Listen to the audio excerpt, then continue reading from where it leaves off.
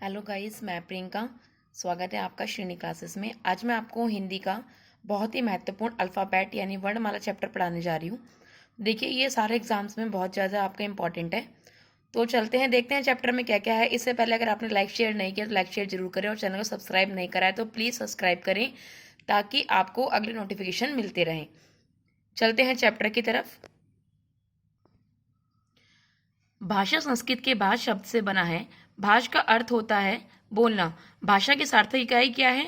वाक्य। वाक्य से छोटी इकाई उपवाक्य। उपवाक्य छोटी इकाई पदबंध। पदबंध से छोटी इकाई पद होती है, और पद से छोटी इकाई अक्षर, और अक्षर से छोटी इकाई ध्वनि या वर्ण होती है। राम शब्द में 2 अक्षर यानी रा और मा एवं 4 वर्ण र, बड़ा अ, म, छोटा अ है। इस तरह आप देख रहे हैं। अगला है वर्णमाला। वर्ण। वर्ण भाषा की सबसे छोटी इकाई होती है। ध्वनि को वर्ण कहते हैं। फिर है वर्णमाला। वर्णों के व्यवस्थित समूह को ही वर्णमाला कहा जाता है।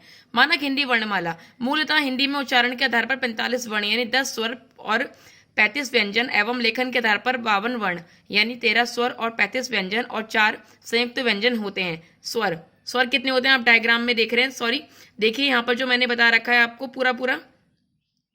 आपका नेक्स्ट है व्यंजन। देखिए, व्यंजन में जो होता है कवर्ग, चवर्ग, टवर्ग, तवर्ग, पवर्ग, अंतस्थ और ऊष्म व्यंजन होते हैं। कितने होते हैं ये आपको मैं बता रखे हैं। श, श, स, ह ऊष्म व्यंजन होते हैं। इसमें कुल 33 प्लस 2 बराबर 35 होते हैं। कुल 4 संयुक्त व्यंजन 4 होते हैं। छ, छ, त्र और श्र। अब देखिए किससे मिलके बनते हैं। क प्लस श, त प्लस र, ज प्लस न और श प्लस र। अब आगे आपका आता है विदेशों से आगत और ग्रहित ध्वनियां कौन कौन सी होती हैं। देखिए, अरबी और फारसी होती है। देखो आप देख रहे हैं इसमें अ, क, घ, घ, ज, फ, अ, ग, ग का प्रयोग। अब कम तल बिंदु तथा नुक्ता वाले वर्ण जो होते हैं, और अंग्रेजी में होते हैं अर्ध चंद्र बिंदु वाला वर्ण। देखिए, वर्णों की जो गणना होती है 2 आधार पर की जाती है। उच्चारण व लेखन के आधार पर। उच्चारण के बाद लेखन के आधार पर की गई वर्ण गणना का ज्यादा उपयुक्त माना जाता है। उच्चारण के आधार पर हिंदी में वर्णों की कुल संख्या 47 होती है। ठीक है। और आगे देखिए, उद्लेखन के आधार पर हिंदी में वर्णों की कुल संख्या 35 होती है। इनमें से कुछ पूर्ण वर्ण शामिल किया जाता है जो लेखन या मुद्रण में प्रयोग किए जाते हैं। आगे है आपका स्वर। स्वर क्या होते हैं? स्वतंत्र रूप से बोले जाने वाले वर्ण स्वर कहलाते हैं। परंपरागत रूप से इनकी संख्या 13 मानी गई है। उच्चारण की दृष्टि से इनमें केवल 10 ही स्वर होते हैं। आ ई उ ए औ औ। आगे आपका स्वरों का वर्गीकरण। स्वरों का वर्गीकरण जो है, पहला है मात्रा उच्चारण काल के आधार पर। हस्व स्वर, दीर्घ स्वर, प्लुत स्वर, ये 3 है इसके अंदर जो आते हैं। इनका उच्चारण में देखो, हस्व स्वर में उनका उच्चारण में कम समय लगता है। दीर्घ स्वर में इनके उच्चारण में हस्व स्वर से अधिक समय लगता है, और प्लुत स्वर में इनके उच्चारण में दीर्घ स्वर से भी अधिक समय लगता है। किसी को पुकारने या नाटक के संवादों में इसका प्रयोग किया जाता है। मैं आपको देखिए इंपॉर्टेंट और मोस्ट चीजें हैं वो बता रही हूँ आपको, ताकि आप अपने नोट्स भी बना ले।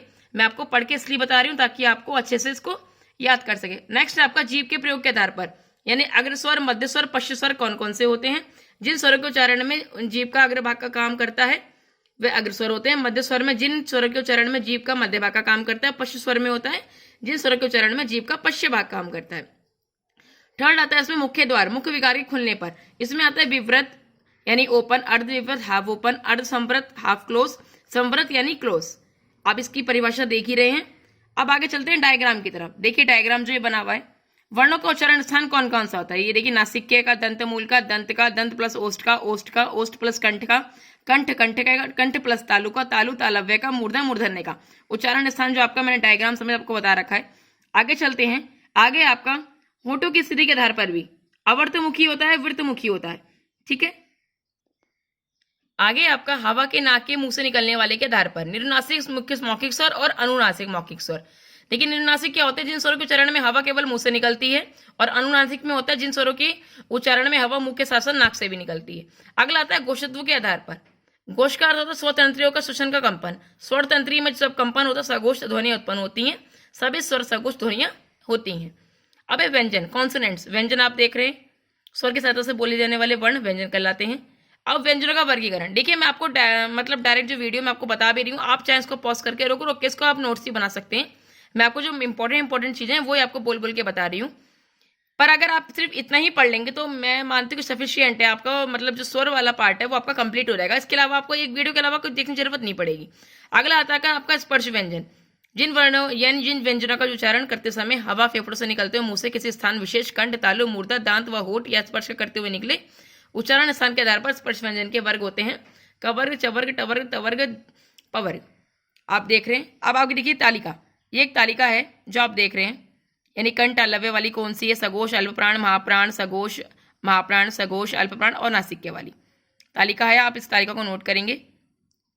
आगे आता है घोषत्व के आधार पर। घोष का अर्थ होता है स्वतंत्र कंपन, यानी ध्वनि का जो इसमें कंपन होता है। अघोष हो गया, फिर है सघोष और घोष। फिर आपका अगला आता है प्राण तत्व के आधार पर। इसमें अल्प प्राण, महाप्राण आते हैं।